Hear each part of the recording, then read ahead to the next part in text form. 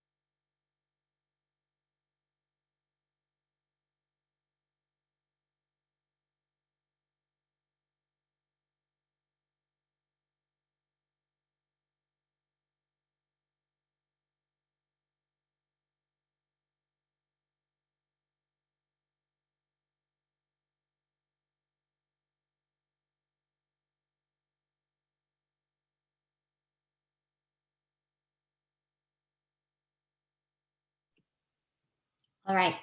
Hi, everyone. Take two. Welcome again to our panel. We're very happy to have such a robust crowd here today. We're really pleased to be welcoming you for Race, Identity, and the Future of Armenian-American Studies. The panel, as you know, is presented as a collaboration between Armenian Action Network and the Armenian-American Studies Collective. Our conversation today will explore the possibilities and limits of Armenian-American studies, the histories of Armenian racialization, and what it might mean to develop political imaginaries of Armenian diasporan futurity, both in the US and beyond. The panel emerged in large part in response to the efforts of Armenian organizers to call for the inclusion of Armenian-American studies in California's ethnic studies model curriculum. At its core, we see this as a call for the inclusion of Armenian and West Asian communities in conversations on racial justice. One of our panelists, Dr. Suzy Abajian, has been an integral force in that struggle, and we're very lucky to have her with us today. She's going to open our conversation tonight with an overview of the campaign, a discussion of the stakes of Armenian inclusion in the ethnic studies curriculum, and some background on her own involvement in that fight. So to offer some background on Dr. Abajian, she's an elected member of the South Pasadena Unified School District Board of Education. She has served as a district administrator at the Orange County Department of Education and an NTT Assistant Professor of Education at Occidental College. She received her PhD in education from UCLA, and her work centers on the militarization of schools in the US and has appeared in Anthropology, Education Quarterly, Journal of Curriculum Theorizing, and elsewhere. And as mentioned, Dr. Abajian has been actively involved in the fight for making ethnic studies a graduation requirement in California public schools and is on the steering committee of the Ethnic Studies Now Coalition. So with that, I will hand it over to Dr. Abajian. Thank you so much, Dr. Hagopian. I just want to do a sound check. Are you all able to hear me? Okay, great. So I will begin by giving a little bit of background to the field of ethnic studies, how it came to be. And then I will discuss my involvement in the movement for making ethnic studies available to California public school students. And I will talk about the implications of this for Armenian students and why Armenian-American studies should be included in the model curriculum. So a little bit of historic background. In 1968, a coalition of student organizations known as the Third World Liberation Front was formed between the Black Student Union and other student groups at San Francisco State University. And they led a 5-month strike on campus. And among the demands, of the strike were first, a radical shift in admissions practices to be more inclusive of BIPOC students, because admissions practices favored white students. And also the second noteworthy demand was a change in the curriculum that would center the experiences of and histories of BIPOC communities. And the specific demands included the establishment of 4 departments: American Indian Studies, Asian American Studies, Black Studies, and La Raza Studies within a College of Ethnic Studies. A year later, again, there was another strike, one of the longest student strikes in US history at UC Berkeley, and it took place under the banner of the Third World Liberation Front. And it resulted in the creation of a UC Berkeley Department of Ethnic Studies that housed 4 undergraduate programs: African American Studies, Asian American Studies, Chicano Studies, and Native American Studies. This is how the field of ethnic studies came to be and how it was formed. So fast forward to 1998. So this was a project in higher education. In 1998, Tucson Unified School District in Arizona began offering classes focused on Mexican American history, literature, and arts. So these were called MAS classes, Mexican American Studies. And this was an attempt to bring an ethnic studies curriculum to the K through 12 level. So it was now at the university level, and this was an attempt for implementing it at K through 12. It was a highly successful program and very popular, but it was shut down in 2010 by the Arizona State Legislature under HB 2281, which banned the teaching of ethnic studies in K through 12 in Arizona. And the opposition to ethnic studies came from conservative groups that basically said that the curriculum was biased, it was divisive, it was in fact racist, and that's why they wanted it banned from schools. Of course, the struggle didn't end there. Many communities around the US mobilized protests to fight the banning of ethnic studies in Arizona, and this ban was later overturned by a judge in 2017, I think. So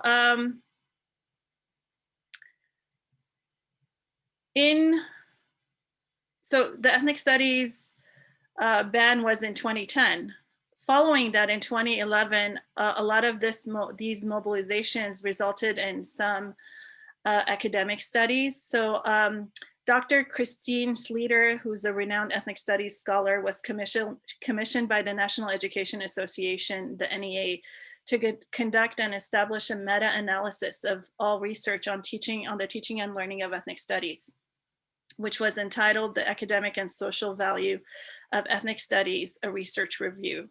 So essentially this meta-analysis was done to show the impact of offering ethnic studies at the K through 12 level. So here are some quotes from the findings of the study. Quote, it says, considerable research evidence shows that well-designed and well-taught ethnic studies curricula have positive academic and social outcomes for students, and that curricula are designed and taught somewhat differently depending on the ethnic composition of the students and the subsequent experiences they bring. And a second quote is, both students of color and white students have been found to benefit academically as well as socially from ethnic studies. And this is significant because a lot of the discourse in opposition to ethnic studies says that, these courses, create divisiveness among the student population. But in fact, research shows that it does the absolute opposite of that. And then in 2012, there was another study by Dr. Nolan Cabrera on the Tucson Unified School District program.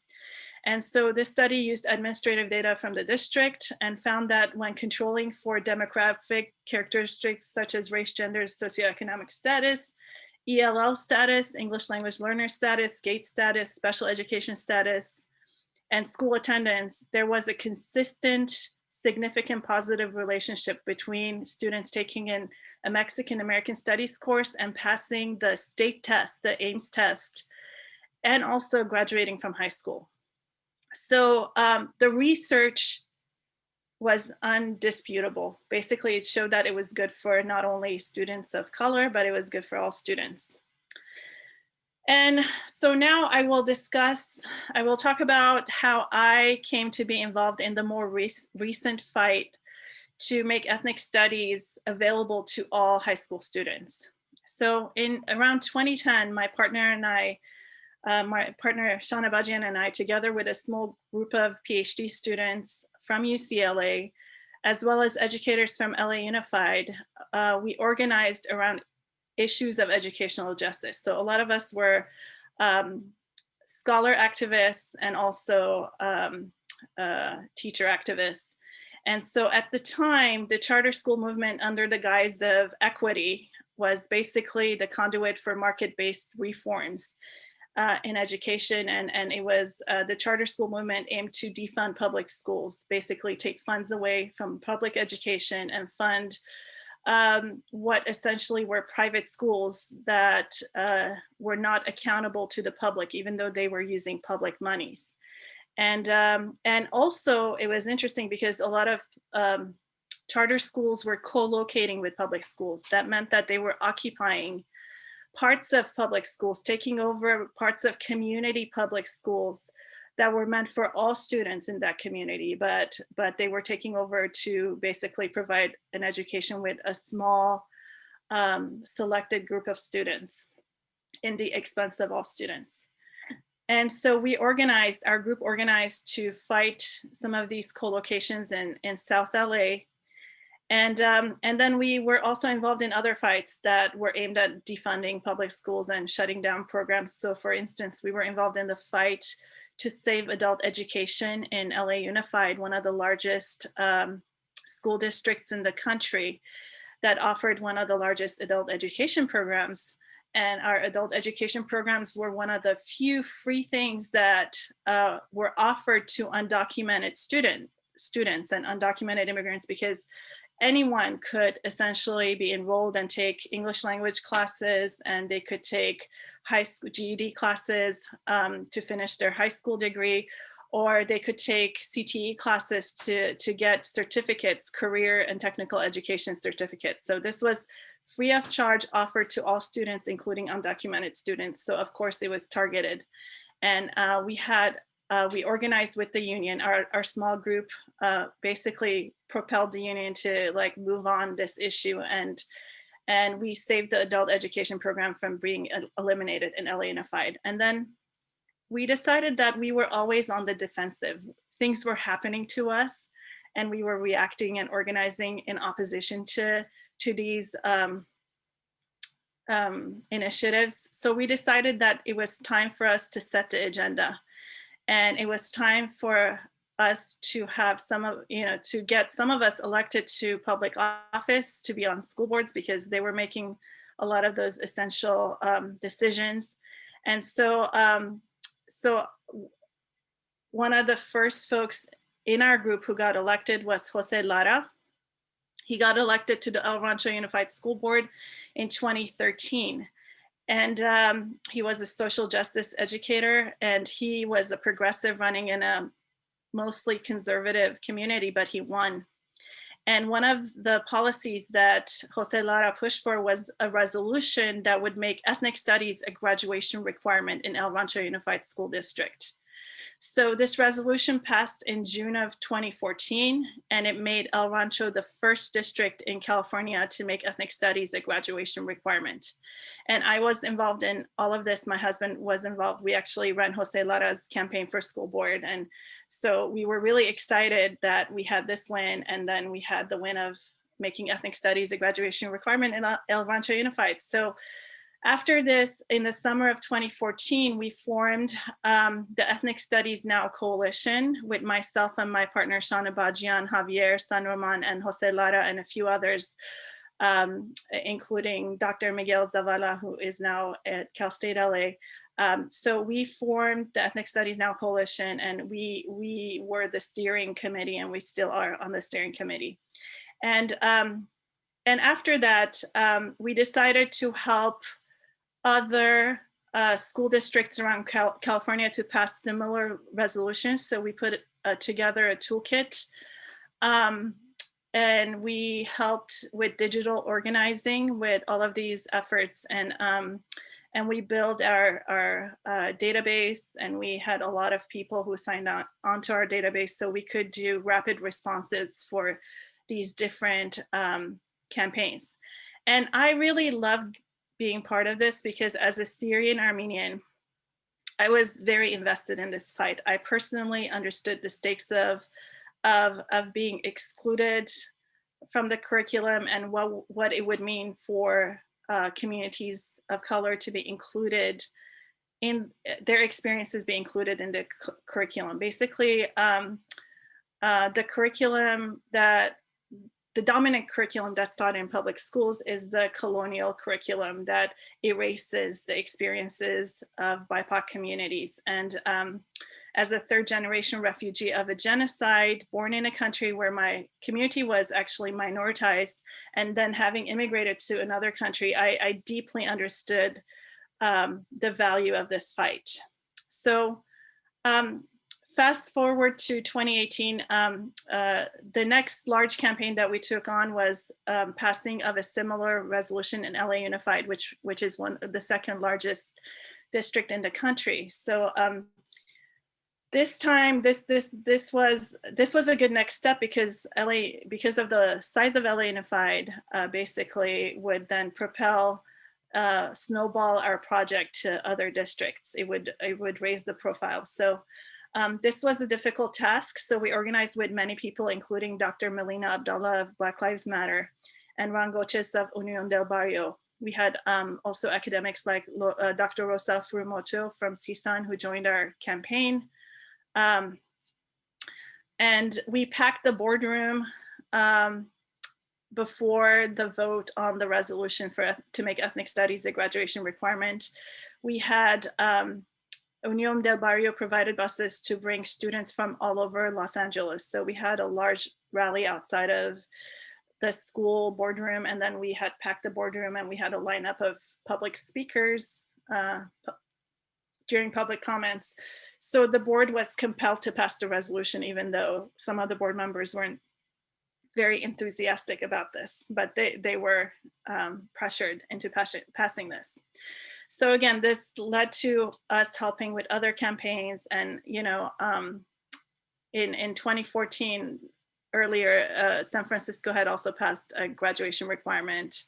And so, so a lot of scholarly research followed these moves to make ethnic studies a graduation requirement. So in 2016, Stanford University, there was a study published by Thomas D. and Emily Penner that basically studied the San Francisco Unified Ethnic Studies program. And the conclusion of the program was that, the results was that enrollment in ethnic studies in a ninth grade class increased attendance by 21%, and GPA by 1.4 grade points, and also credits earned by 23 among students who took the ethnic studies course.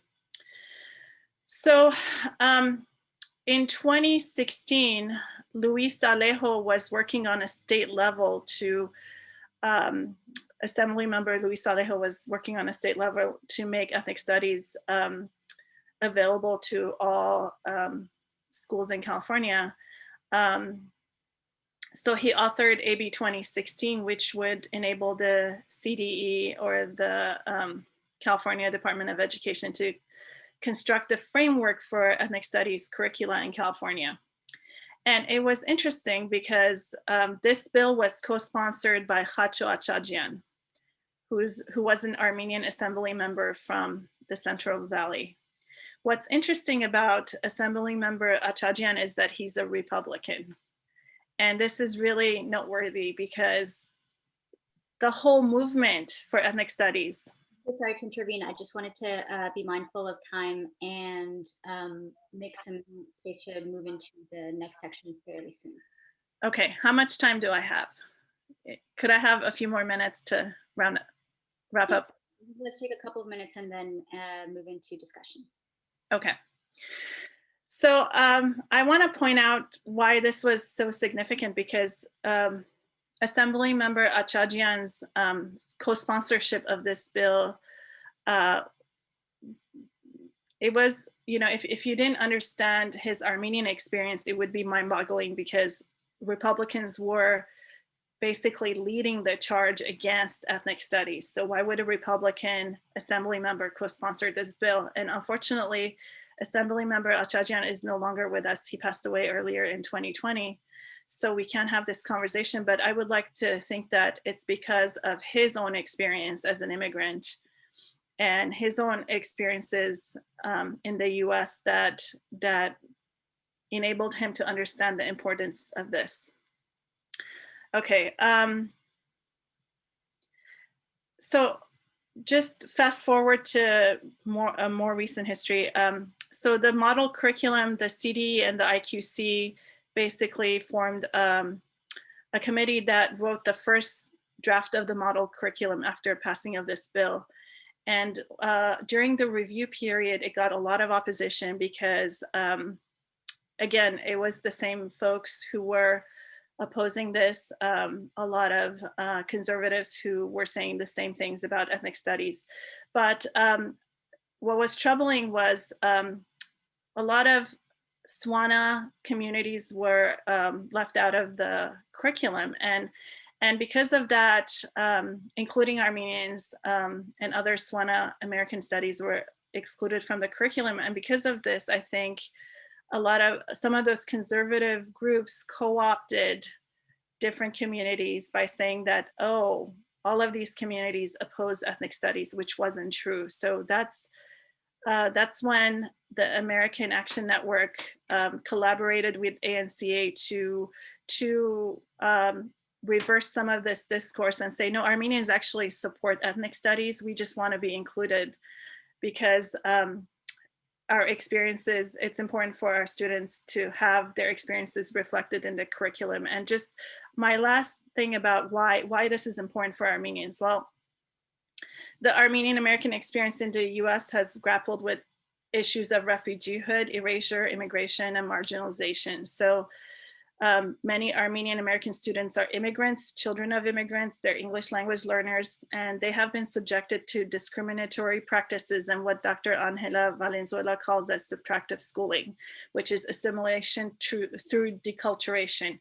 So many of us Armenian-Americans have had these same experiences when we ourselves were students in California public schools. And for this reason, it is imperative that that our students see themselves and their experiences reflected in the curriculum. And I'm going to end there. Thank you.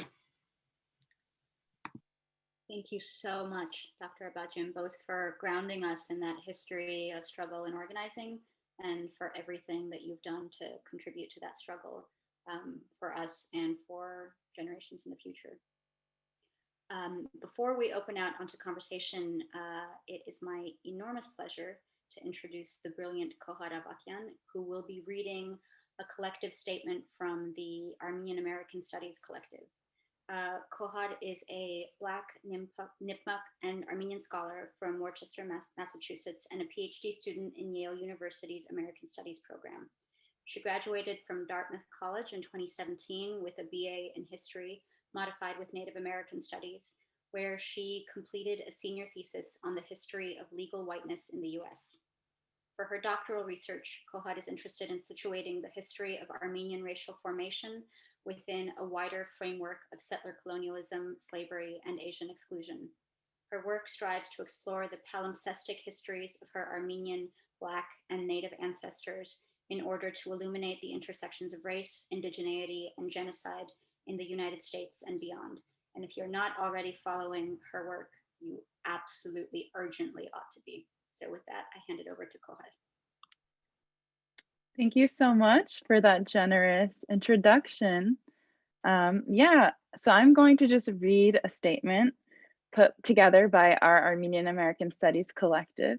So I'm the voice just reading it, but it was a collective statement. So just keep in mind that.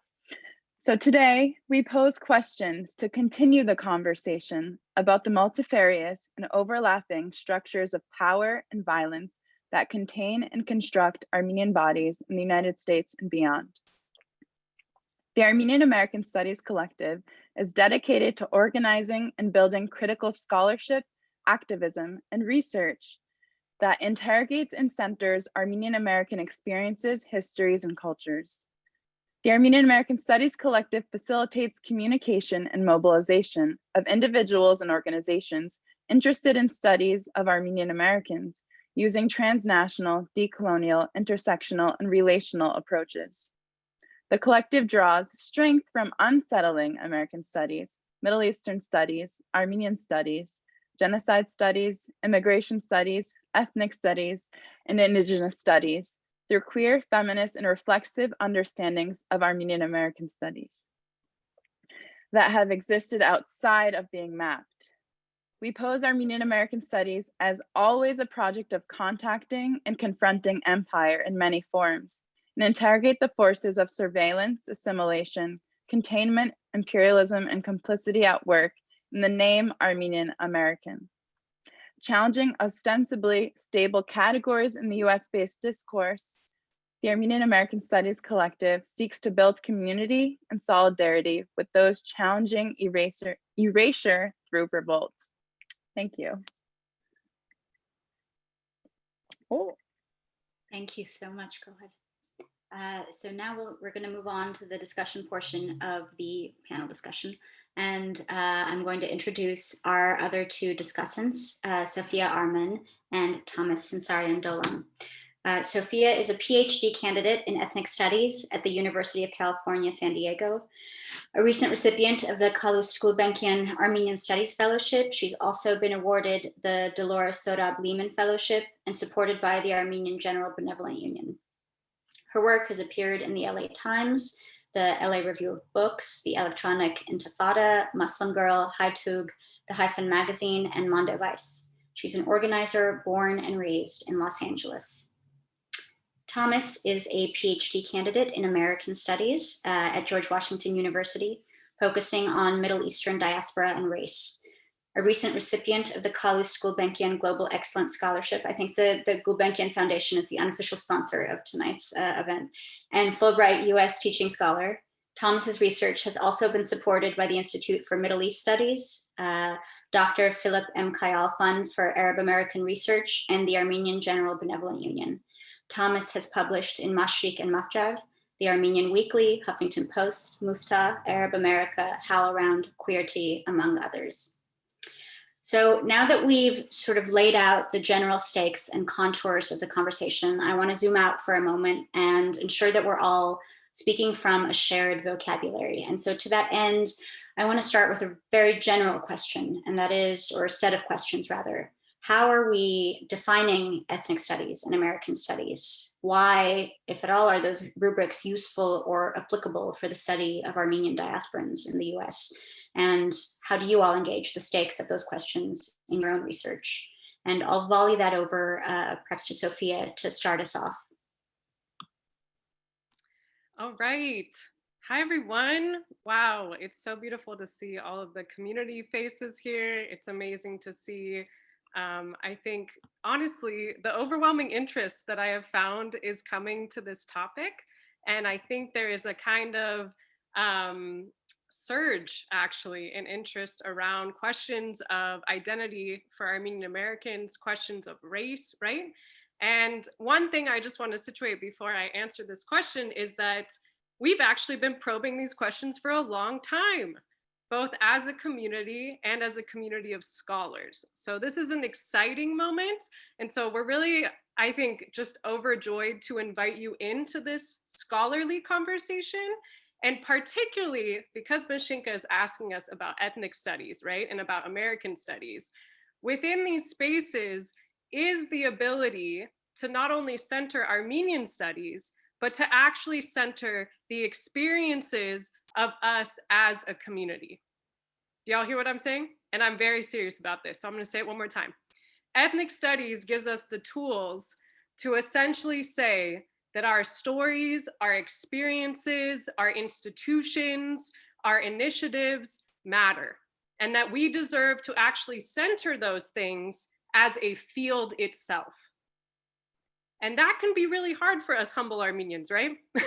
Because sure, we'll talk about how we invented the MRI, of course, but we also have to then study, right, how immigrants, how Armenian refugees, how Armenian Americans as a subjectivity interacts in the world around us, right? And so for today's conversation, this is a really important conversation because we have scholars here who are in the field who get to say American studies and ethnic studies very specifically, right, offer really generative and beautiful space for us. And we have been humbled by that space. And we don't take it lightly, those of us who are in the field, okay? So my answer to this question, I would say is, and I'm an ethnic studies scholar, so I will let the American studies scholars be the American studies folks, but because I don't know what they know. So, you know, what I would just say for folks, especially because this is such a community audience and it's so beautiful to see so many of you here, to be honest, is that truly ethnic studies is the study of power and race, okay? And when we talk about that, when we tell people ethnic studies, oftentimes we think, oh, it's about ethnic groups, right? Or ethics, right? If I'm on a plane, people are like, oh, you study ethics, that's great. But the truth of the matter is that when we're talking about ethnic studies, we're actually talking about not only, you know, how to map power and see how that actually interacts in our stories, but then to talk about those narratives that are erased, that your children don't get to already read, right, in the textbooks, in education. And this is very important because Armenians have been bumping up against issues of erasure our entire experience in the United States and actually transnationally. And so that's what we're going to talk about.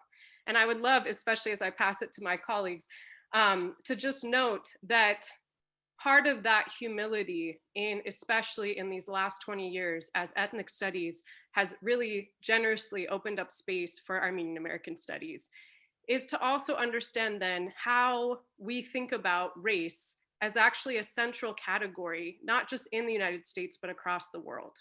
And this is a truth that's historically based, that is evidenced, right, by scholars. And so ethnic studies is actually a field of study that is data-driven, right, that is evidenced, that your scholars are in there fighting for your stories to actually be centered in much larger questions that even extend beyond just Armenian-American narratives. And so I say this to say, when we talk about race, race is both a construct and a social fact, which we know that Omi and Wynette scholars have and many scholars have talked to us about. And so it's both not only central to the Armenian-American studies conversation, it's one that we cannot avoid. Thank you so much, Sophia. Koha, do you maybe want to speak to the American studies context? Yes, I can definitely speak to that. And I think Sophia and Susie, you laid out the framework for ethnic studies perfectly. And I would say that ethnic studies in a lot of ways is a response to the absences that exist within the field of American studies. So if you didn't know, American studies, I don't know how much all of you know about American studies, but it is very different today than it was at its formation and at its foundation. So it was part of a big tradition of American exceptionalism. So basically, a lot of white male scholars who believed in manifest destiny, who are writing about the frontier, who are writing about basically glorifying a past of the colonizer, that was the birth of this field in many ways. And I didn't even know that when I entered, I will say that, because right now, I would say that American studies and ethnic studies are really overlapping in many different ways, but that the intervention was made in ethnic studies with the resistance and the armed movements or unarmed movements, you know, both ways, of the scholars and activists that were working in the late 20th century, that were really just, as you said, Sophia, responding to these absences and insisting on being heard, both in these institutions, but also in this sort of paper trail in this whole implementation of knowledge production, the insistence that we are going to create our own histories on our own terms. And I would say that American studies in many ways is also very much interested in race and power today. But in many ways, we're making up for that long history where it was a field that was glorifying the project of America, which is a settler colonial project. We are existing on stolen land. Colonialism is very much alive, and we'll keep talking about this today.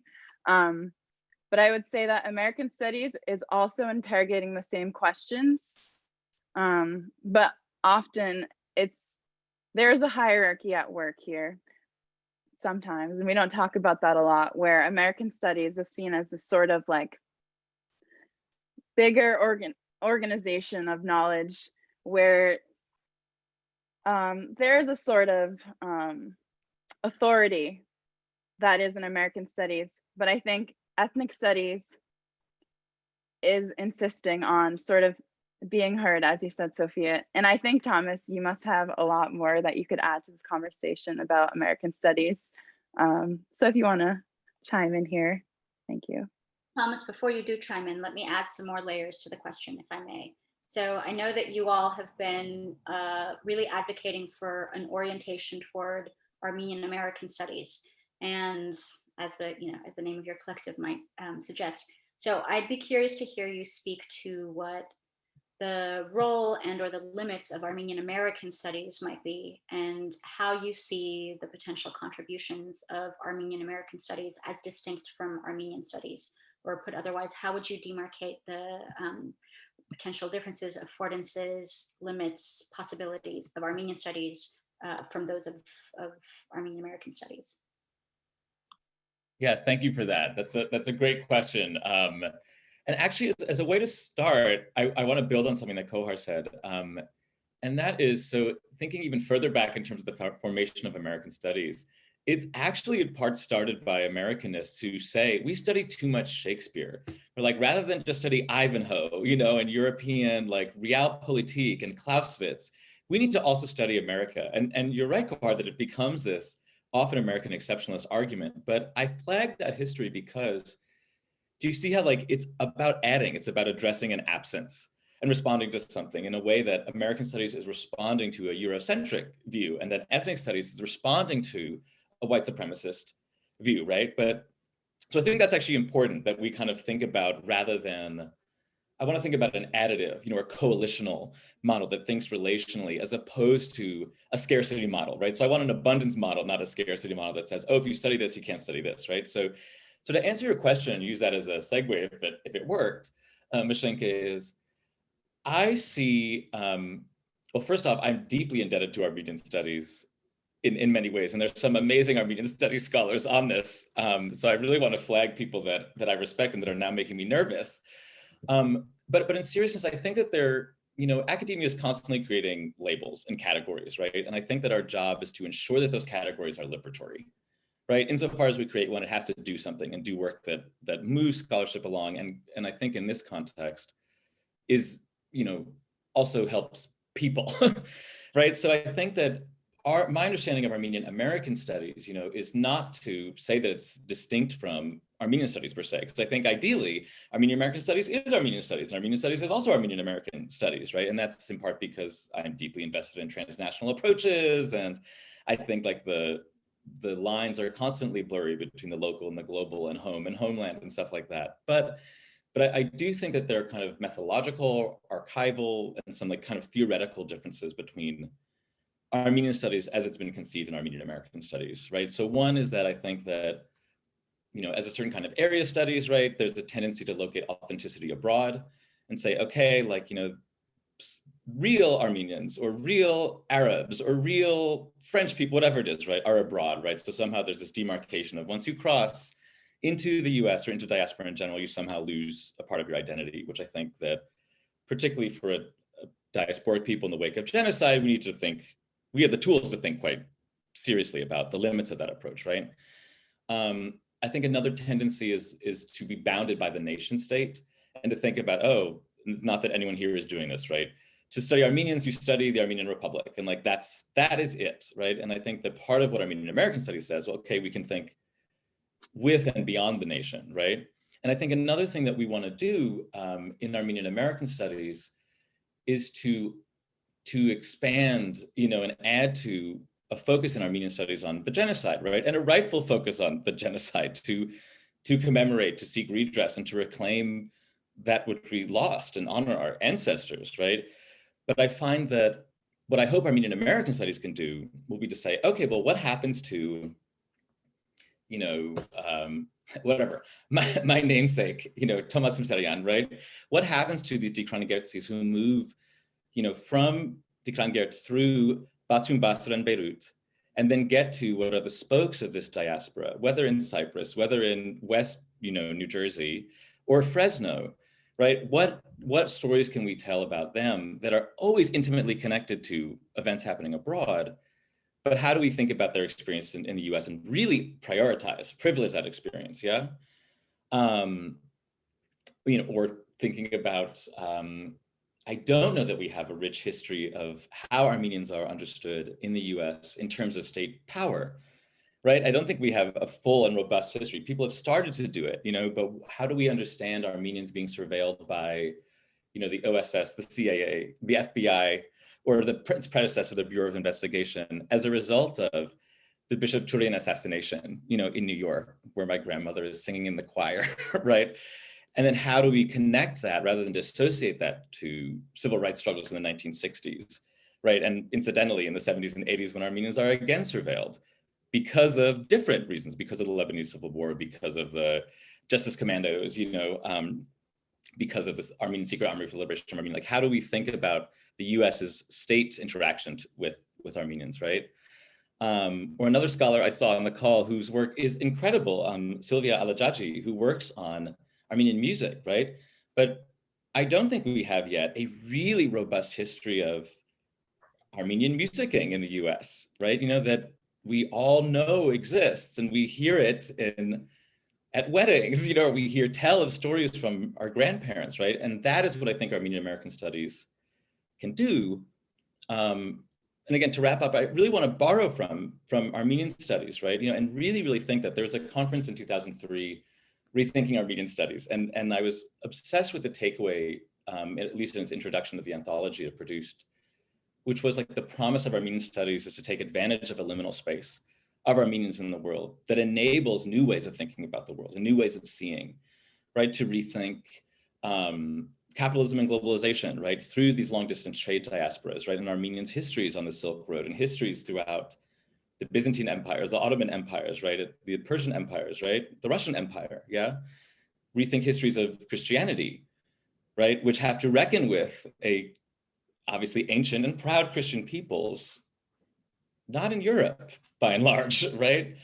And we have to think even about the definitions of the Middle East, Asia, and Europe as a whole. So that's, I think, what Armenian studies understands as its major project, or kind of its incredible potential. And I see Armenian-American studies as being able to do a really, really, really similar thing in forcing the US to reckon with racialization, reckon with immigration policies and the inconsistencies in, how we construct identity. On the subject, that was so fantastic. Thank you. And I want to also echo the shout out to Sylvia and say how glad I am to see her here as well.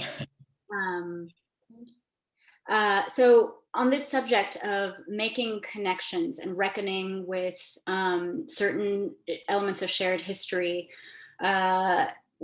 in terms of what we do and do not engage with within American studies, of course, one of the crucial terms for an emergent Armenian-American studies would be indigeneity, and how we think through indigeneity as scholars of displacement and dispossessed peoples. And so I know that many of you are thinking through this lens. And of course, I mean, this is something that we obviously engage with in a number of ways, one of them being by simply being here, having this talk, for at least the three of us who are based in LA, in the ancestral unceded lands of the Gabrielino Tongva peoples. So for those of you who are engaging with indigeneity as a lens and a rubric for your work, how do you find it a framework that accommodates or doesn't accommodate thinking through Armenian experience. And I'm thinking here of, Gayatri Spivak's remarks in other Asia, is that Armenia was, where does Armenia fit within post-colonial studies? Because Armenia was never what many would call a colony with a, capital C. And so what then does indigeneity mean in the Armenian context, in the West Asian context? What does it mean in the US settler context and in the homeland? And I think maybe Kohar can speak most saliently to that. So please start us off. Sure. I can certainly speak to this question. Being an Armenian who's also Black and Native. So I'm going to speak a little bit more personally right now because we're in the shared space. And my personal identity is very much a part of my academic journey. And I found that all of my questions that I've been trying to pursue are ones that have come up naturally in just my experience. So I was born and raised in Worcester, Massachusetts. I see some Worcester people here. Love that. So yeah, we were, Armenians did settle in other areas, but we were one of the first centers of Armenian-American life in the United States. Shout out to my church. But I grew up in an Armenian Protestant church. And I'm like, how did that happen? You have these questions because, so in Massachusetts, my tribe was subjected to internment on Deer Island and Boston Harbor, histories of genocide, displacement, language, just theft of language and of all of our culture. So it's a very much a real history on the ground here. And I wondered, how is it that Armenians are existing here as Protestants when we had, in my head, I'm like thinking of myself very young at this time, we had very much parallel histories, yet existent sort of on two planes. Homeland there, my diasporan connection to the homeland abroad, but also me being on my indigenous land that was stolen from my tribe, although we are existent still. I think coming to the study and understanding, the nuances between diaspora and indigeneity are some of that is the project of Armenian-American studies for me. It's trying to sort of understand these contradictions, but also these convergences, because in many ways, for example, I've heard so many similar conversations being with others. And that's kind of where I come to my research. I've heard Armenians talk about blood quantum with that language. And blood quantum is a system existent today whereby many tribes in the United States must have a specific amount of blood, native blood, in order to become an enrolled member of that tribe. And if they do not have that blood, and this is just, you could have a child and be fully native yourself, you will not be counted as a member. So it was a tool of assimilation, forced assimilation, and a long history of boarding schools, of Indian removal. We could get into all of that, but that would take a whole other panel. But a lot of these histories are also very resonate very deeply with Armenians, because in many ways we went through and are still going through, and I'm not even going to talk past tense here, we are still going through these same histories. And I've been in touch with a lot of Armenians that are still in the settler state of Turkey today. And it can be, it takes you back that these systems are recurring and they're repeating, and they're maintaining power the way they are. And I'm trying to understand sort of what is happening here. But I think the frame of indigeneity, as opposed to studying settler colonialism as a system, is where we start to understand how we can collectively relate to each other and sort of bridge back. And I think we're already doing that in a lot of ways. And that's where I find just so much hope, and like that keeps me going. So yeah, Sophia, if you want to chime in. Thank you. Thank you, Kohar. And I also just want to say Kohar's work is incredible and everyone should really be following it. completely picking back on this, the question of indigeneity within Armenian-American studies is a multifaceted conversation. And it's one that's really always been in conversations of Armenian diasporans in the US, largely because we have to ask, why are there Armenians in the US? And this is a big question that we have to come to again and again.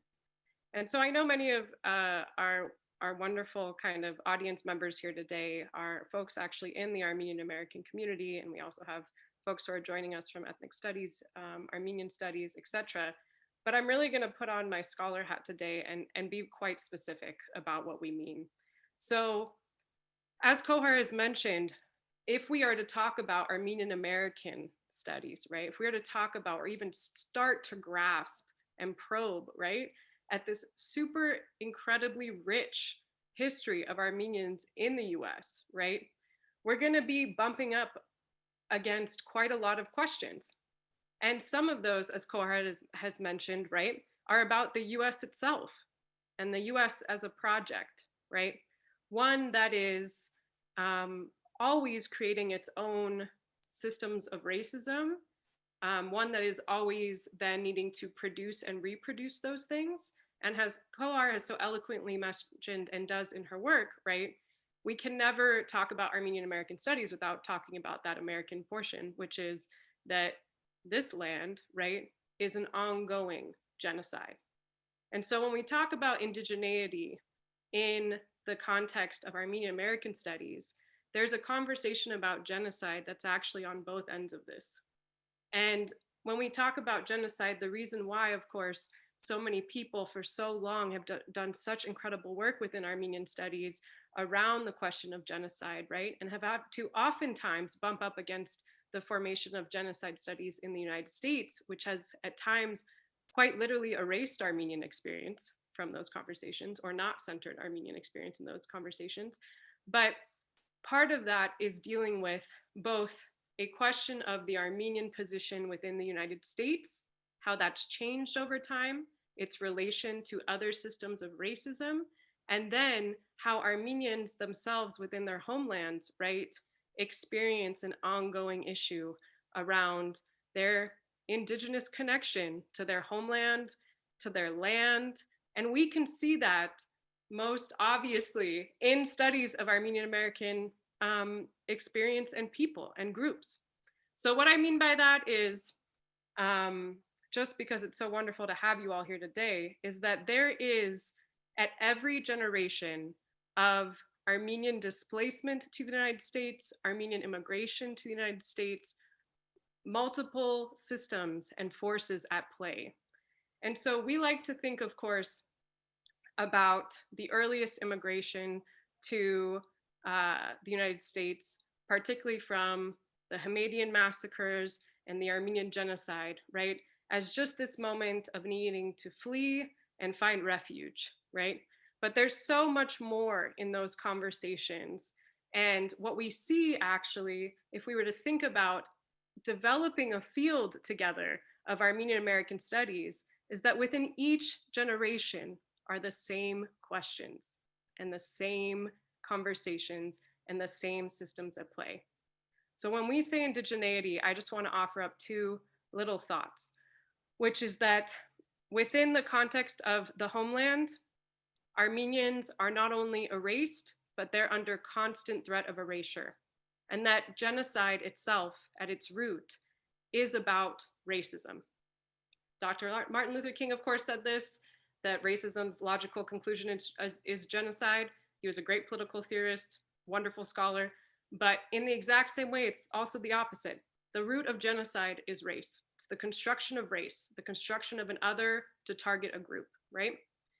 And on the other end, the United States has its own ongoing genocide. And when we say genocide, just like we say in the Armenian context, we understand genocide as not one moment, an isolated event, right? But we actually understand it as a process, a structure of power. In so many ways, you can see how today, if we're talking about Artsakh, if we're talking about the space that Armenians occupy within Western Armenia, within actually Armenians at large in West Asia, right? an ongoing issue of a indigenous struggle, not only for self-determination, but just basic survival.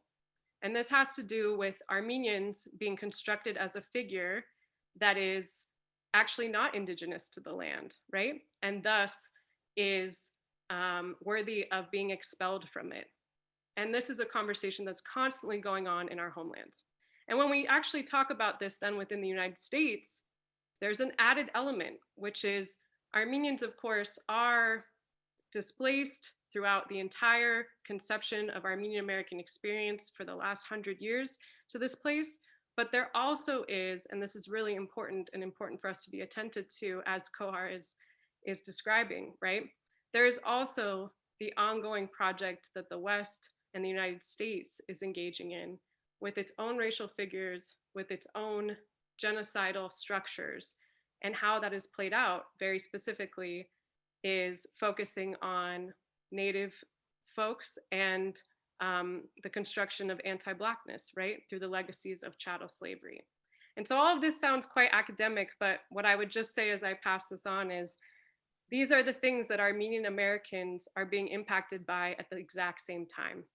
They are both dealing with the structures of power and racism that exist already in the United States through its long history, and they're also dealing with the erasure in their homeland. And these are the things that we probe as scholars.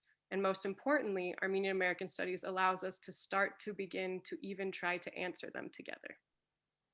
Thank you so much, Sophia and Kohar. I think this is a really crucial question, the question of what it means to study the genocide of Indigenous Armenian peoples in a context and in a geopolitical framework where we ourselves are living in a state founded through genocide. So given how crucial that question is, I just wanted to ask whether Thomas and or Susie wanted to add anything to those remarks. I mean, I think we've done such a wonderful, oh, sorry, Susie, go ahead if you'd like. I think we have to also address, I guess, when we talk about these issues, how Armenians were constructed as white through the Cartosian case at the turn of the 20th century. And so while Armenians were legally, considered to be white, that has not been their experiences throughout the past century in the US. And it's interesting too, because I feel that constructing Armenians as white or relegating them as white actually is not only problematic because it erases their experiences of racism in the US, but it also reifies this notion that Armenians are, European implants in our own homelands in West Asia. So it reifies the discourse of our colonizers, saying that we actually, yes, we are European implants. We do not belong in our own lands, and so it's highly problematic. And I think that. I think looking at our experiences of erasure, both in the US and transnationally, I think that is something that will bring our experiences to the center, that would center our experiences and address the erasure that our community has experienced. Yeah, I think you make such a crucial point, Susie, that there's a way in which the alignment of Armenians, the false alignment of Armenians with whiteness, has been a rhetorical maneuver that has enabled the erasure of Armenian indigeneity. And the effects of that have been material, and they have been profoundly dangerous. So you brought up erasure a number of times, and this has already come up a number of times throughout the conversation. So I want to ask, given the recurrence of erasure, disappearance, absence, ghosts, silences in all of your work and in Armenian studies and in Armenian-American studies, I wonder if you could speak to that and sort of why does erasure as a conceptual entity loom so large in your work and in the work across this field?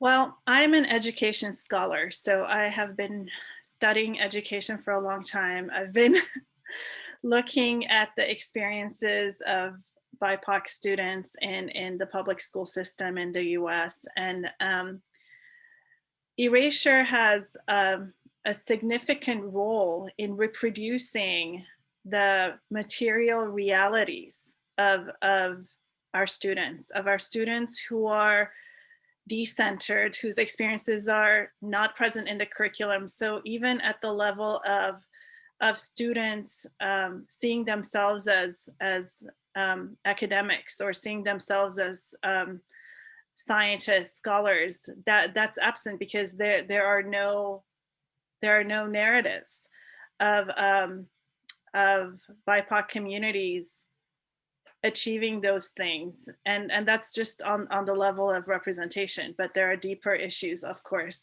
at play.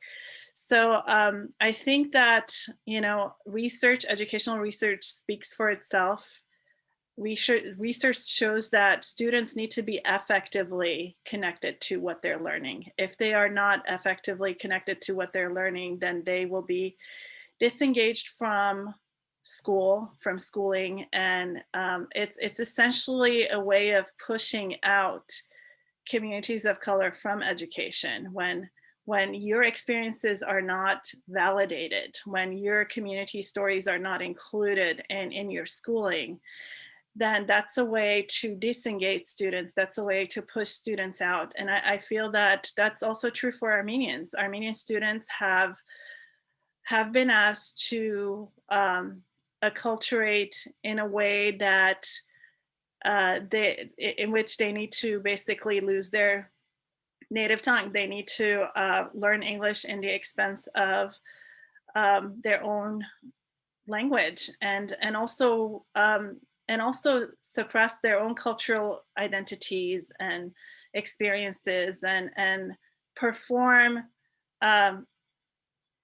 you know, different identities, white identities, in order for them to fit and succeed in educational circles. So I think that, I don't know if I'm sidetracking from your conversation, but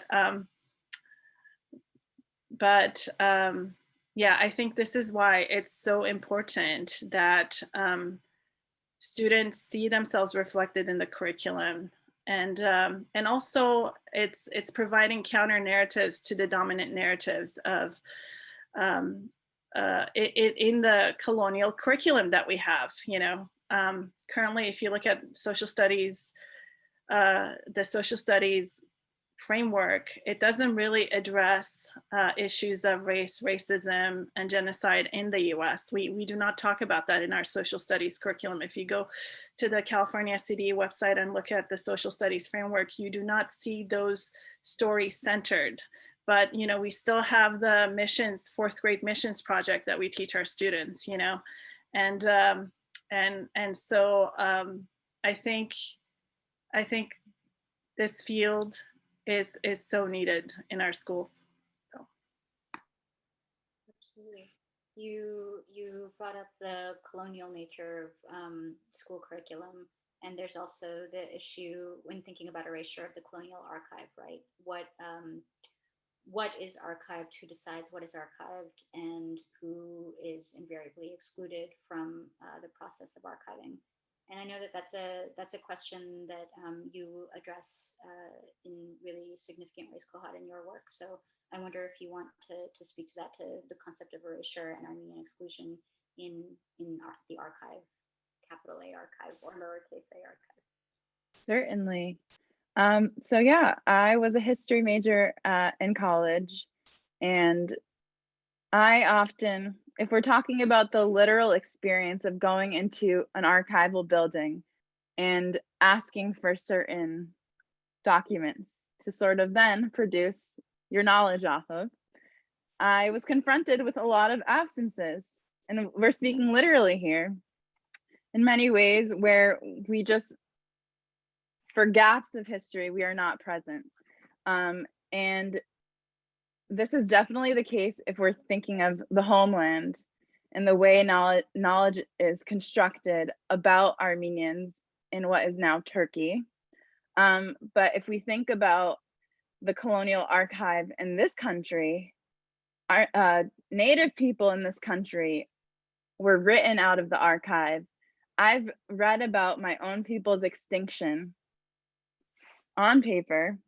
So basically, a genocide can happen in real life, physically, but also on paper. And this, again, we are no strangers to this process of erasure through the archive itself, and through the process of knowledge production. So basically, history with a capital H is one thing, and this is the official narrative of history, that which is said to have happened. Doesn't always align with that which really happened, and we know that all too well. So I think in coming to grad school, I had to unlearn all of that, and it took me until I'm getting my PhD now. It took me until graduating college to realize that, wait, maybe the problem isn't us. Maybe the problem is how knowledge is constructed itself. And I think I'm very interested in these processes of naming and these structures of recognition that say that this history is one that we should be learning versus, you know, those that are then excluded in the process. And I feel like, again, we're here to insist upon our presence in spite of these absences, and to say that, no, here are our lived experiences. And that's actually why I'm really big on oral history. And I've interviewed a number of people in Worcester, and I've learned more than I could ever learn that way. So that's actually a big plug. Please interview your family members. You will learn more than you could ever imagine. And I think that is such an important part about our project, because stories are so important for Armenians. Storytelling is really just, you know, we circle up and we talk to each other and you learn that way. And I feel like it doesn't always need to be one way or the other. Of course, archival knowledge you can always learn from that, but it's important to understand that you're not going to get all of the answers because we were not represented. But in that way, the goal here, and I see so many scholars that I look up to here, that I thank God your work existed for me to be like, someone is doing this, yes. But in many ways, we're trying to sort of, you know, construct a paper trail here so that your students, Susie, could just sort of, or all the students you've confronted and worked with, can look back on themselves and actually read about themselves and read about our history, because it's awesome. As I said, we can learn a lot from each other. Yeah. I absolutely agree. If I may just respond, I think the documentation of our oral history is not only from our ancestors, from the genocide, but also our experiences in the US is so important.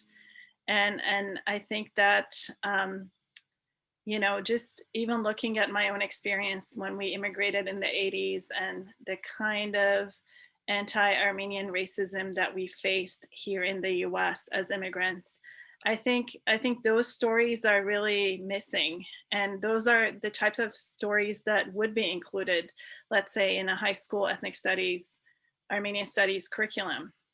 And it's interesting because a lot of Armenians equate or have been thinking of Armenian inclusion in ethnic studies again, in terms of the genocide. You know, the genocide is already part of the framework for social studies curriculum in California. And of course, it's not always taught, but it's there. The genocide is there. So I think when we center the genocide, even in this space, what we're saying is that, you know, our ancestors immigrated to the US, or not, they were actually refugees in the US because of the genocide, but really nothing happened since then. And we're still like talking about that in our curriculum. So it essentially, what it does is it creates this notion that Armenians are perpetual foreigners to the US because we haven't really had experiences in the US at all, even racialized or otherwise. But I think it just creates this void, and it just reifies this narrative that we're perpetual foreigners. So I think the documentation of our stories, like Kohar said, is so important. It's the oral histories of our experiences here in the US. So I think it would be great to actually, I was talking to Sophia about this, to think about how we would put this work together and provide that kind of thing to our students here in the US. So. And I just want to say, piggybacking off of Susie's notion of erasure within our schools, that this is also the reality that our histories are erased within larger American history. And this is not our fault. Actually, all of the initiatives, and for example, the foundation of Armenian studies, right, comes from Armenians and Armenian-Americans organizing and continually producing knowledge. And that's the most important thing.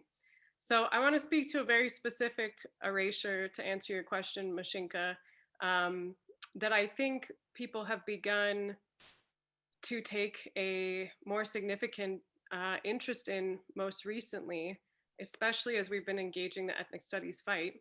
But I want to say that it's actually been in conversation in Armenian studies for a very long time, which is the racial status of Armenian Americans and how we bump up against that. And so the idea of erasure, and the reason why, so many of the wonderful scholars here today are really talking about it, is because we have to not only speak our own stories, right, but then fight to have them included, fight to have them be centered.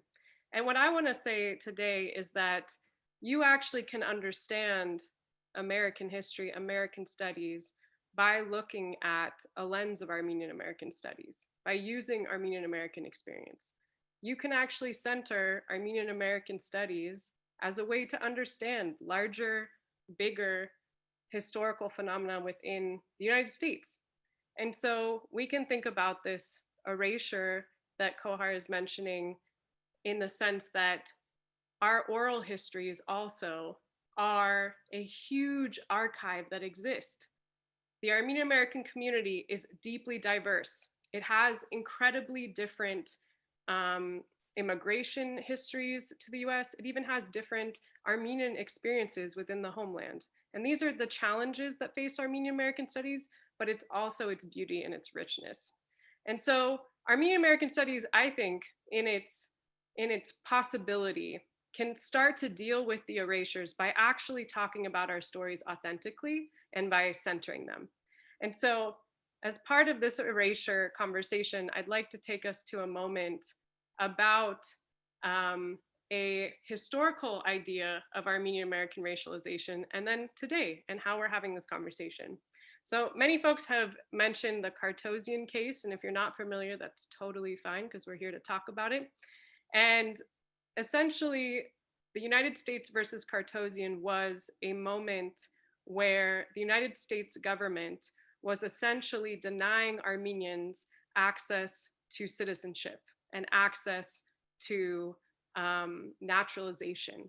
And this was happening in the early 20s, but the case kind of came down in 1925. And so if we're talking about erasure, part of the problem is that these histories, thanks to, Armenian-American and Armenian studies scholars, have been probed, but they have not been centered within immigration studies, within American history, and they are definitely not taught in our schools. And so the Cartosian Act essentially was a Supreme Court case where the overwhelming amount of Armenian refugees that were coming to the United States were essentially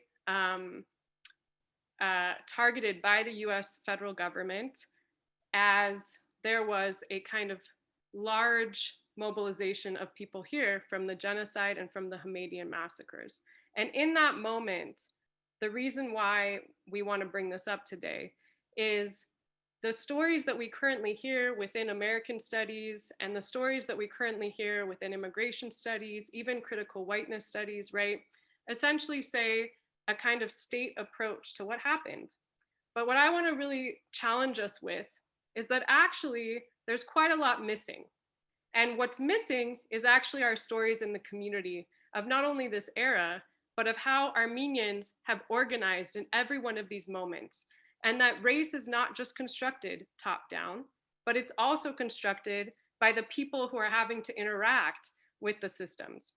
So the Cartosian era, which is again a Supreme Court case, United States versus Cartosian, who was a actual rug businessman from Oregon, Portland, Oregon, was a moment where the United States government was deciding if Armenians should be citizens, if they should be naturalized in the US. And what's important to note about this is, as the story has been told thus far in the academy, we see this as a moment of just a kind of understanding or conversation around Armenians and race that stops there. But I really want to encourage people, because they're here today, that we are actually, as scholars in Armenian studies, as scholars, have been doing over the past really 50 years at least, have been writing those narratives that are erased and silenced. And so what we don't talk about in this little case study is how essentially Armenians were refugees, and that not only did the Cartosian case ultimately grant Armenian citizenship, but that Armenians themselves organized during this case because they were refugees who were essentially under threat of mass deportation.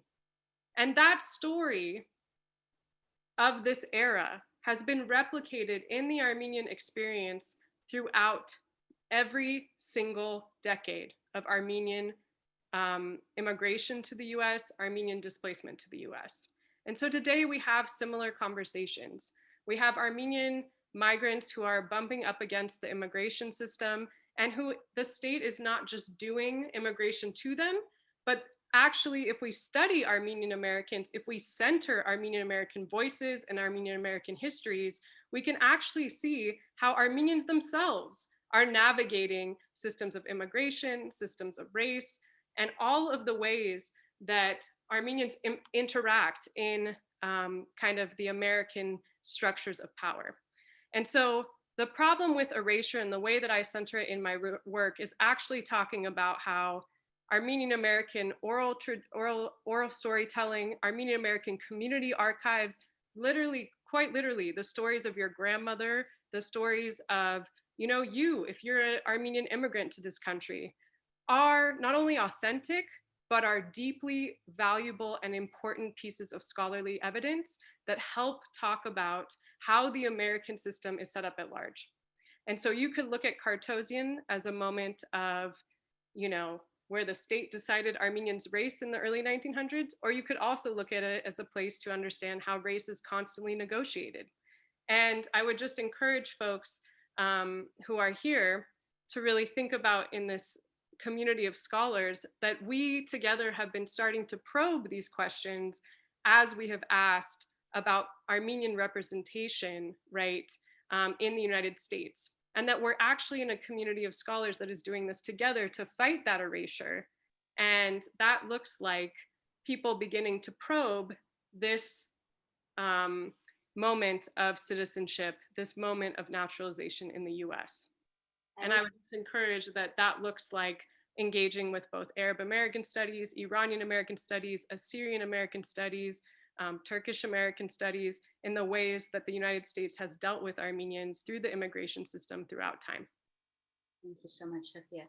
I want to volley sort of the same question over to Thomas. And one of the things that I was always so fascinated by in the Cartosian case was the moment where Cartosian has to present himself for the visual scrutiny of the court. And it's this moment where Armenians sort of have to provide visual evidence for their existence within a particular racial formation or a particular racialized category in a way that is both like profoundly tragic and perverse, and also just so like almost Beckettian and just absurd. So Thomas, I know that this is something that you work on quite a bit, and I would love to hear you speak to the way in which the racialization of Armenians in the U.S. has always come up against these juridical processes and been forged through those processes. Gosh, yeah. I mean, there's so much on the table now, but maybe to try to anchor in a particular moment, right? So I think that. So maybe I'll tell a story about how I got into my field of study, right? So as an undergrad, I experienced a lot of what you guys felt, right? I went to critical whiteness studies and said, okay, there are going to be Armenians here somewhere because it's about how race is made in the US. We were maybe a footnote, and it was Cartosian, right?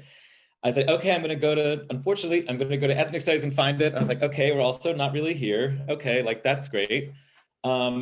And then I went to missionary archives, like a dutiful, Armenian, and was like, okay, we show up here, but it is scenes of slaughter, right? And it is truly, as Kohar was saying, right, like devastating, psychologically eviscerating, right? And I was like, okay, so what I'm interested in, or what I learned was there are very particular terms in which Armenians are legible.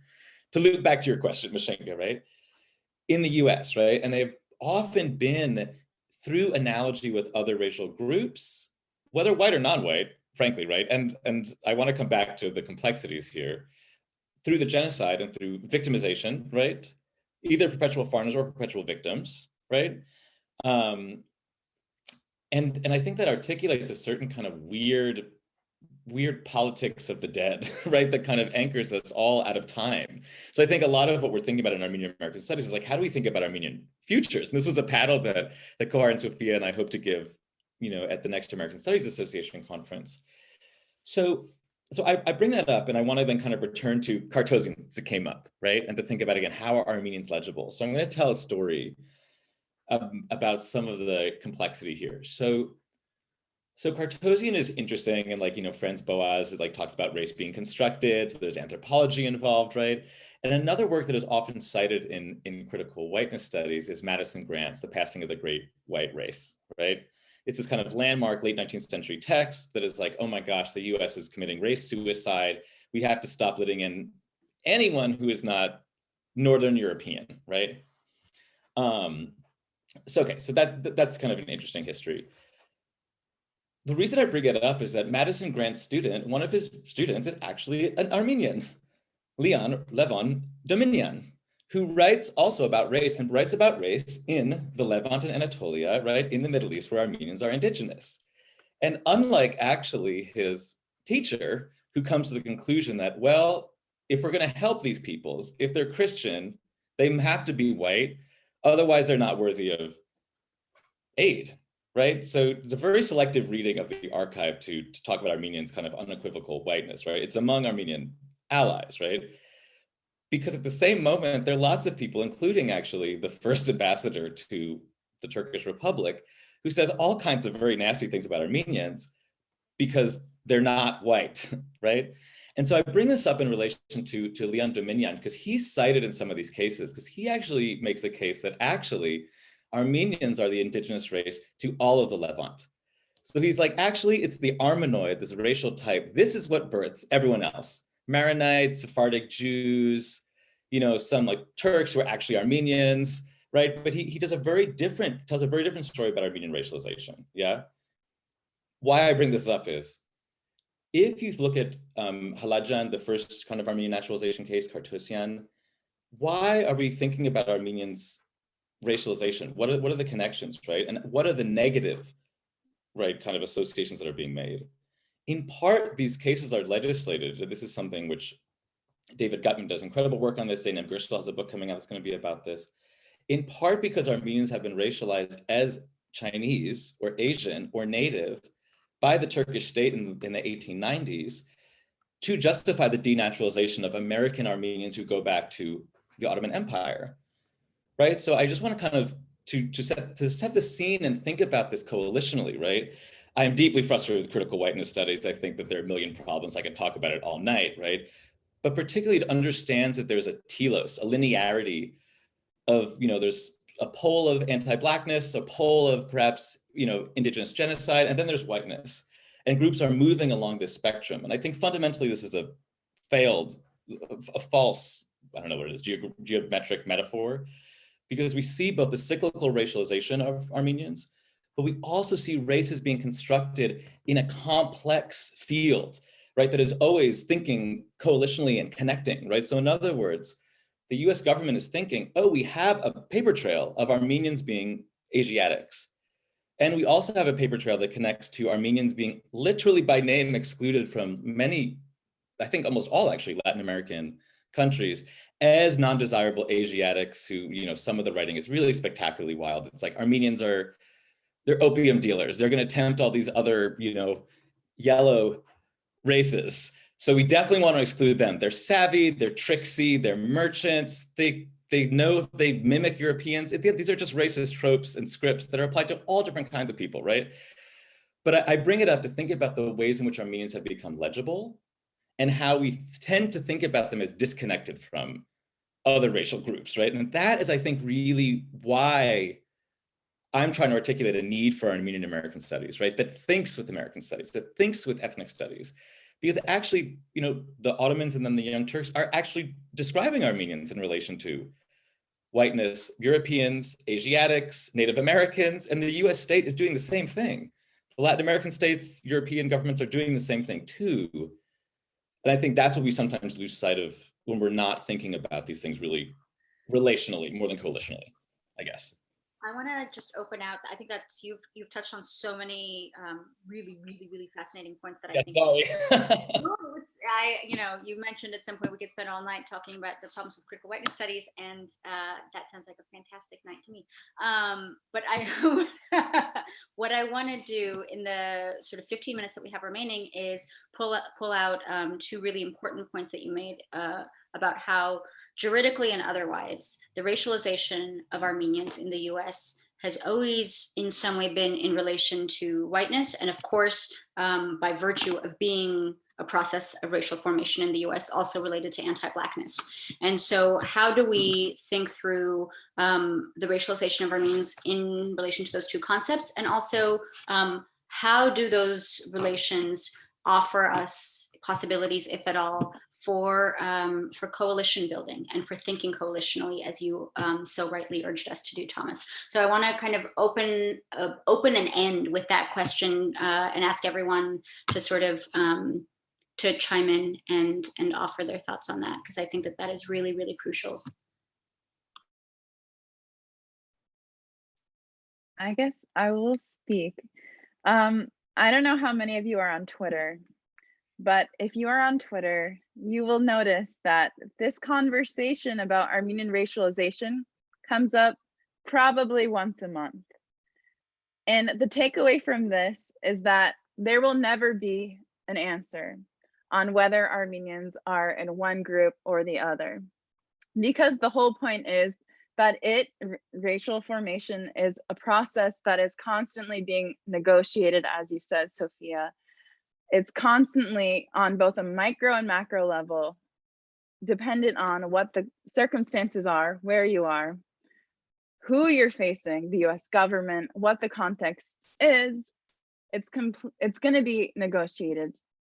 And I think we often end up talking in circles, not necessarily here, it's definitely on Twitter, about, I think in many ways, this conversation is a distraction from the work we really need to be doing.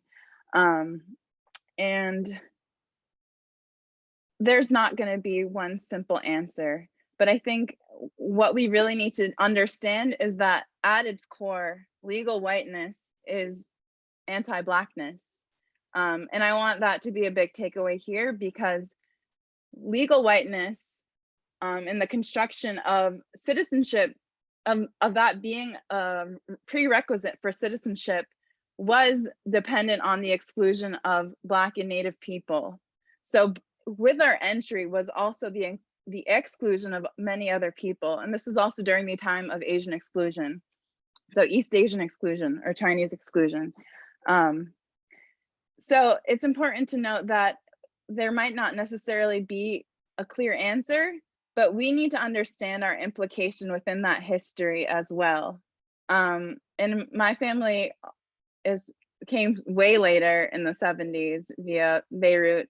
So I feel like I learned so much by kind of going back to that early history of the Americanization period and realizing just how damaging a lot of these ideologies have been for Armenians, because we've internalized a lot of that and passed that down through generations. So it's time to sort of unlearn these ways where we still aspire for whiteness.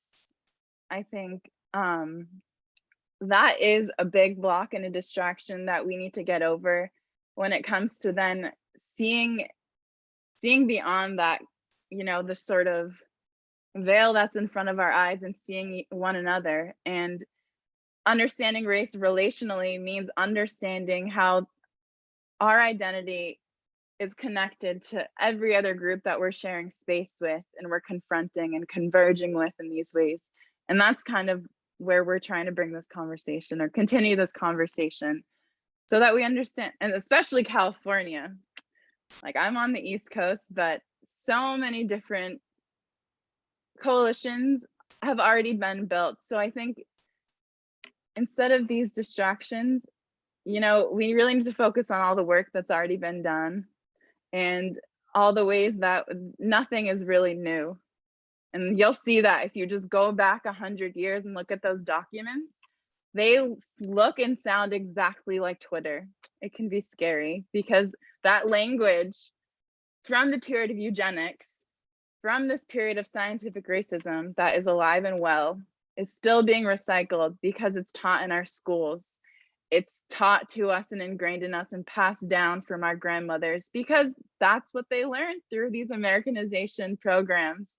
Sort of learn the language and learn English, the colonial tongue.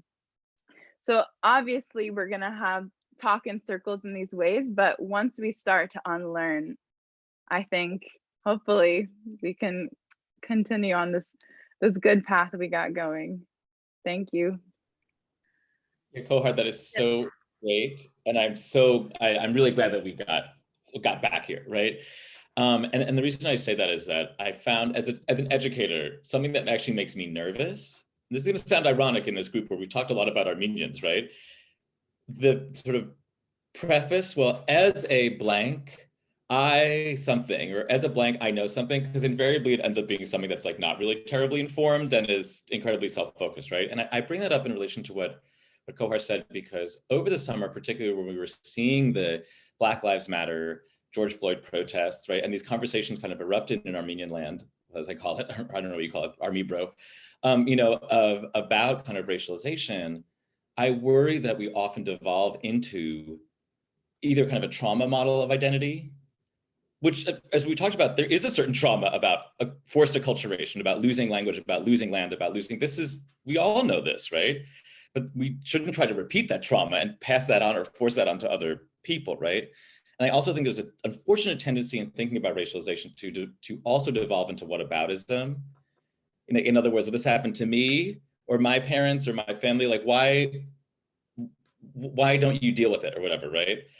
And whereas to me, I think that the major charge for the summer was to focus on anti-Blackness. So I think, Kohar, you are completely right. All these other things can be distractions to what in that particular moment, I think, was the political charge. That was the task, right? To confront anti-Blackness and police brutality and state-sanctioned violence against particularly Black Americans, right?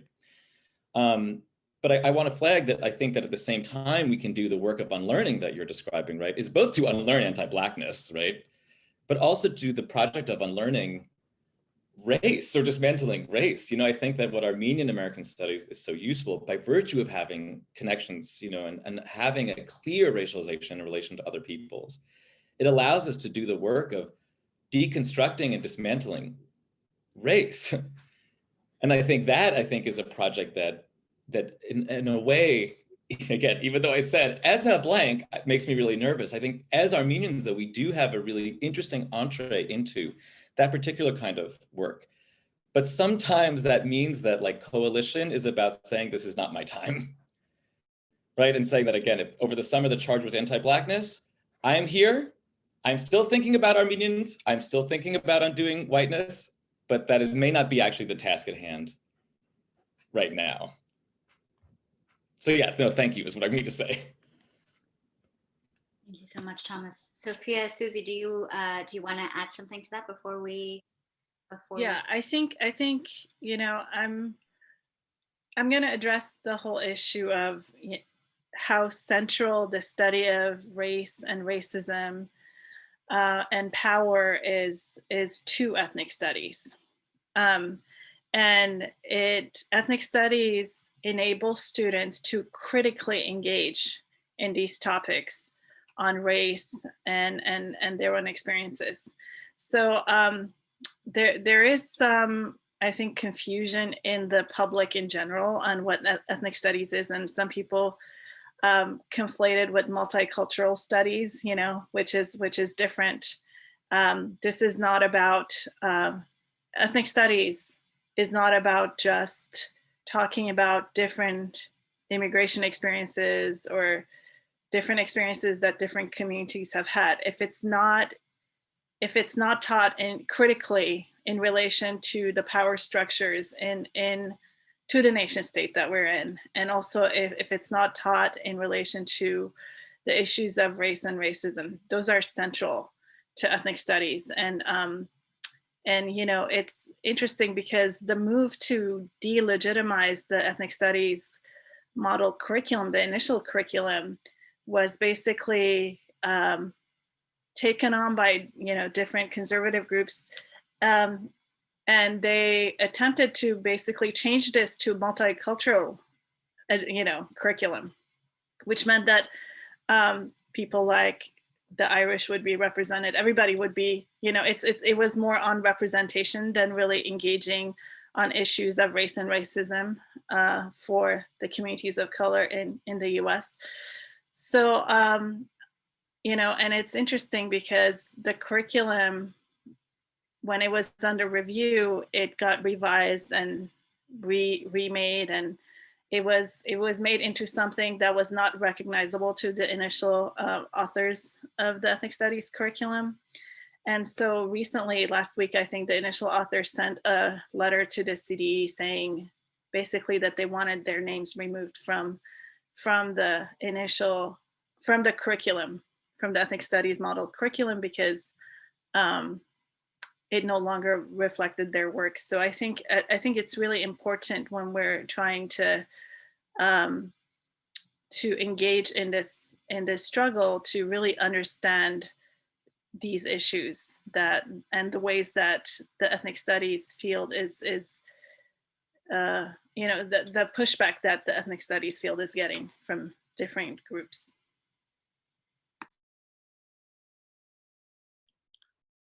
Yes, exactly. So our everyday organizing fights are tied to our larger structural fights as Armenian Americans in the United States.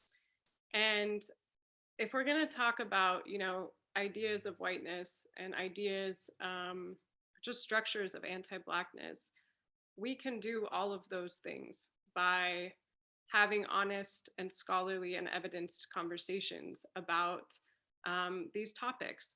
And I want to echo not only what Thomas said about that this is not our moment, right, in certain moments. And I think it's related to what Susie is saying in the sense that we have to come really listening and learning, right? And part of that learning also is to learn our own history within this country and learn amongst each other.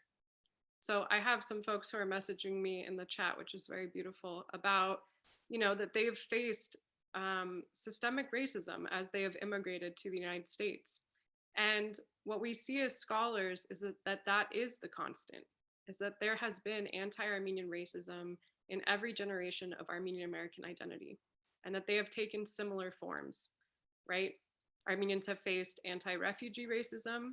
They've faced a nexus of anti-immigrant racism and also Orientalism, which is the idea of how we construct the East, right, in the West, and is a racial project that's all about constructing a quote Oriental figure in opposition to the white Western world. And I say this because even with all of that, if we're going to engage around conversations on anti-Blackness, on settler colonialism, which is the structure, right, that dispossesses Indigenous people here of very material, very real things, not just in theory, but is about structural violence that includes, you know, the stealing of land, the ongoing dispossession of people's entire lives, their material reality. Then even as Armenians, and this is not just Armenians, but all immigrant groups, even as they are racialized, especially groups that are racialized from West Asia, right? There is still not only the complicity, right, but the structural reality of anti-Blackness as a global governing structure. And so that is to say that even as Armenians have been cast throughout most of American history, and we can cite that for you and offer quite a lot of material on this, as perpetual foreigners, right? And as Armenians have had to fight against that in the US and fight against what it means to say the response to when someone says, go back to where you came from, or where are you from, which assumes that you're not from here. Even as that is happening, we know that anti-Blackness continues to be the global governing force and one of the most powerful on every level of society. And I say that because if we're going to invoke especially all of the incredible organizing that's happening, led by Black organizers, especially Black youth organizers, right? The conversation in Armenian-American studies, the conversation in ethnic studies, the conversation in any group, if you're looking at, is always, always complicit and accountable to conversations around anti-Black violence, to conversations about what does Black and Indigenous, you know, futures look like. And that means not just in word or in theory, not just in the academy, but in our everyday lives, that there is no neutrality on a moving train, that these systems are always in process, that race is always being made. And who would not, Armenians who have seen literally how a racial figure can actually end up with massacre, mass genocide, right? It is a responsibility then to not only intervene and learn about the racial figures that the United States has here, but also what it does around the globe, and do so in action beyond just in study. And so the kind of way I want to just close is to really encourage folks to deeply, deeply commit to not only unlearning, but to actually going and seeing what is in the field.